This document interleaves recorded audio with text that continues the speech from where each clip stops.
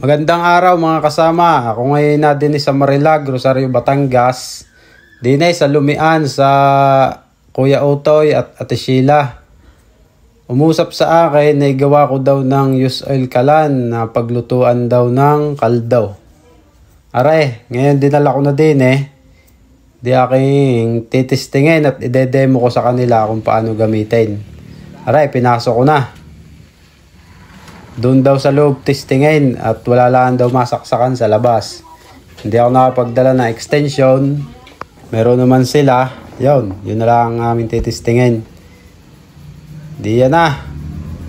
Ngayon sinasaksa ko ng gayan. Sinet up ko na.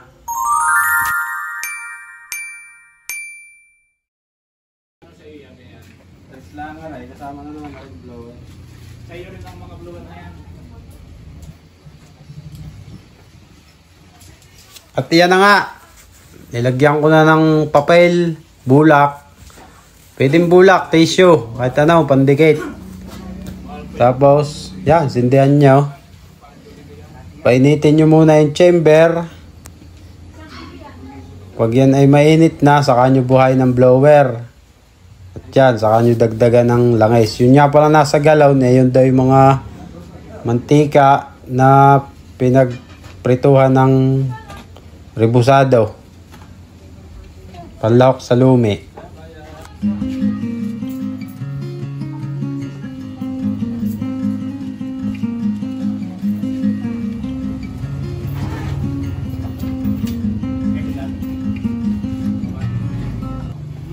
Yan nga pala, ginamit ko yung pinagprituhan ng rebusado para malaman nila na nagana.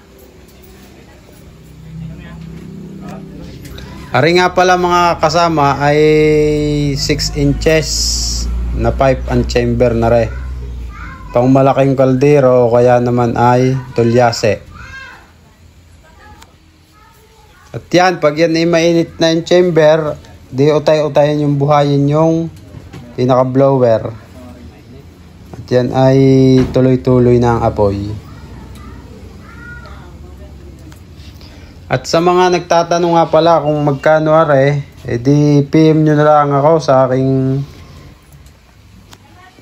page at kayo ay aking re-replyan kung magkano. O kaya naman ay pwede naman kayong pumunta din sa aking shop. Sadyain ninyo na ako at kayo igagawa ko.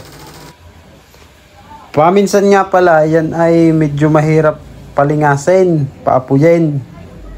Kaya minsan naglalagay ako ng krudo para medyo naman mabilis magdikit at hindi mainip sa pagdidemo. Halimbawa, yan, mas madali siyang umapoy, madali mo agad mapapaint yung chamber. Yan nga pala, kung gagamitan mo ng purong mantika, ay medyo nga mahina ang apoy pag puro at saka yung halimbawa ang iyong mantika ay matagal na, parang umido na, parang wala na siyang power na lumingas. Di ihalo-halo nyo na lang sa use oil.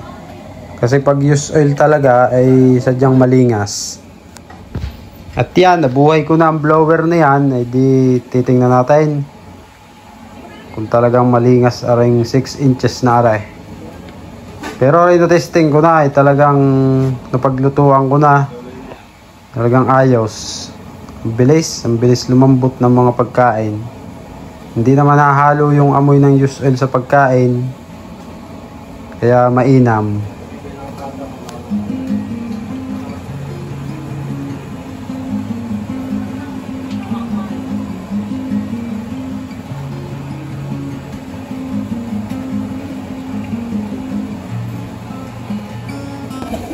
Yun lang, pagka dituloy-tuloy ng apoy na ganyan, alalayan mo lang din Kung bukas mo lang ay yung parang hindi mo ubusan yan. Pero yun may kahit kaunti na lang. Pagkita mo na yung pagkakaunti na, nahina ang apoy. Tapos naman, pag yung napakadami ng laman, hindi ganyan yung tunog, maagas-as na ganyan. Pero huwag mo din na rin pakakabunod, yung pakakapunin yan. Pumapasukan kasi ang mga butas. Kailangan i-maintain na ano yan. Pero pag natansya mo na yung tuloy-tuloy ang apoy na gayaan, yung tansya mo na dili na yung tulo niya, patak-patak na ano pag madirect yung ano. Yun, hindi na yung mamatay. Ako na lang yung laging halagaan. Nagpulo din eh. Tagal niya. Kaya na yan, kahit ko na. Kailangan umanda ang buhay niya. Oo, di pag yung ano yan, may lamang gayaan. Yan di dapat patak-patak lang. Mga pwedeng tuloy, mga buwan. Buwan pag malakas ang kuwi na kayo, mabilis ko na ubos. Kaya nga maluluto na yan. Hindi tulad na yan, kaya hindi naman, ay patay na rin. Ito na lang ako. Hindi yung jason din ang Ito yung ina. Yung kaya lang na nila yung mahangin. Pag may nakadala,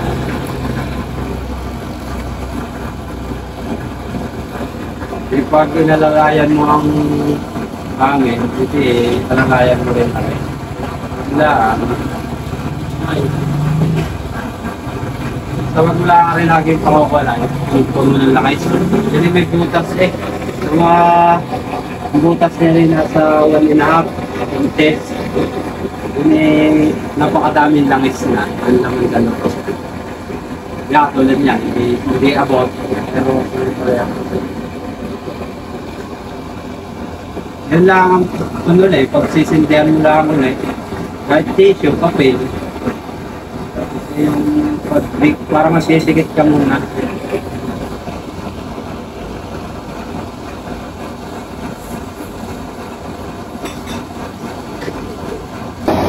Huwag mo lalagyan ng tubig. Pagpapatayin mo, huwag mo lalagyan ng tubig.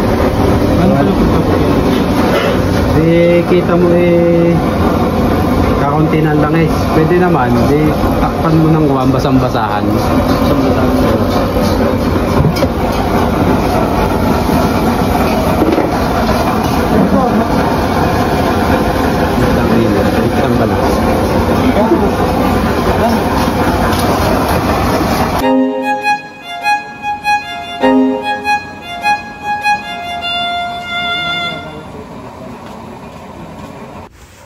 Aray po, aray pinatay ko na ang blower. Aray, kung mapapansin nyo, tuloy pa rin ang apoy. Gawin nyo na lang dyan, ay takpan nyo ng basang-basahan. Mamatay na yan. Yun nga lang, mausok. Medyo maamoy. Pero ayos na. Huwag nyo lang bubusan tubig. At tiyak na liliab. Yan, gaya ng ginawa ko ngayon. Yan. Kita nyo, mausok. Maamoy. Pero pag ubos na ang langis niyan, safe na yan at saka hindi na mausok. Muli po, ito po ang anak ni Tagno. Marami pong salamat. Sana po ay tangkilikin nyo ang aking channel. At yan po, kami po ay pinaglumi ng Kuya Utoy at saka ng Ate Sheila. Marami pong salamat. Ingat po kayo palagi. Thank you.